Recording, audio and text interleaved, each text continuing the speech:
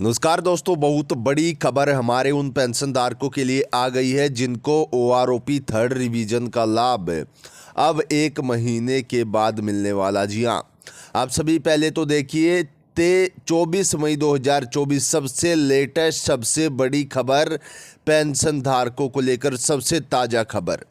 Indian ex serviceman movement ने इस मोदी सरकार को सुप्रीम कोर्ट का एक आदेश दिखाकर घेर लिया है और इस लेटर का सीधे तौर पर भेजा गया है Shri Narendra Modi, prime minister of India, prime minister office के अंदर।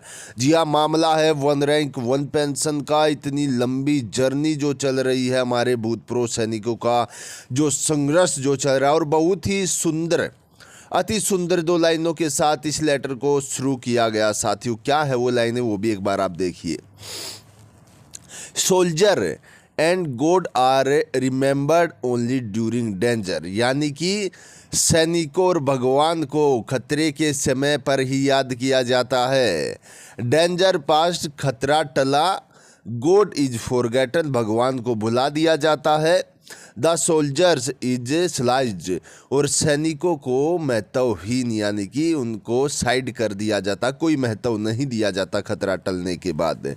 और उसके बाद मोदी सरकार को ऐसा लेटर लिखा गया। साथियों, आज तक ऐसा लेटर नहीं लिखा गया था, क्योंकि इस लेटर में मोदी सरकार से ये भी कहा गया है कि आपको याद हो, your helicopter landing at Rewari afternoon on 15 September 2023, यानी कि आपका हेलीकॉप्टर जब रेवाड़ी में लैंड हुआ था उस समय पर आपने क्या अनाउंसमेंट की थी, सब चीज़ें पेंशन इम्प्लीमेंट को लेकर, और ओआरओपी जिस तरीके से सुप्रीम कोर्ट ने आदेश दिए थे उस हिसाब से करने का आपने वायदा किया था।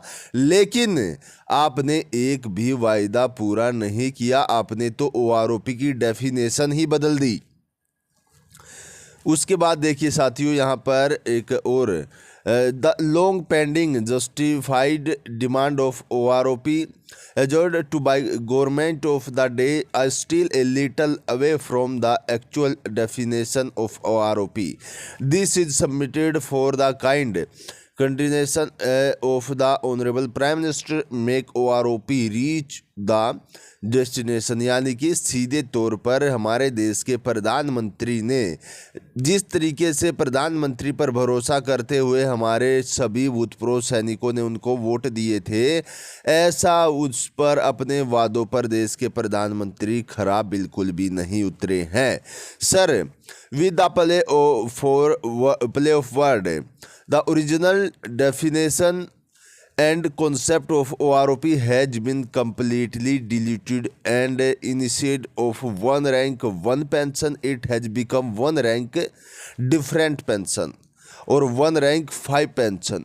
यानी कि सीधे तौर पर कहा गया कि मोदी सरकार बिल्कुल असली ओआरओपी का जो विजन था उससे बिल्कुल भटक गई है, और इन्होंने 1 रैंक 1 पेंशन की जगह 1 rank different pension, 1 rank 5 pension जैसी जो है, जो रिवीजन के दौरान इस तरीके से ओआरओपी को बना दिया है।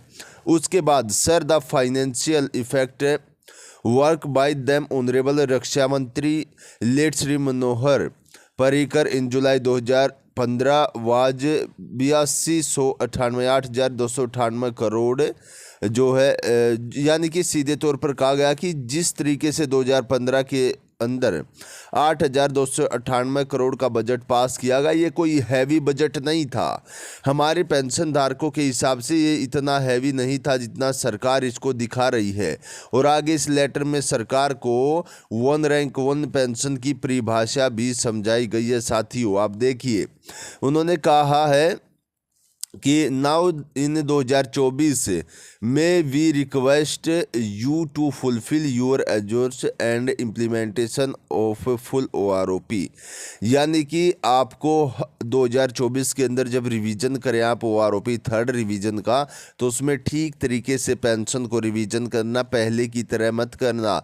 और किस तरीके से करना, 1 rank 1 pension implies the uniform pension be paid to armed forces personnel retiring in the same rank with the same length of service of their date of retirement, and any जो future enhancement in the rate of pension to be automatically passed on the past pensioners.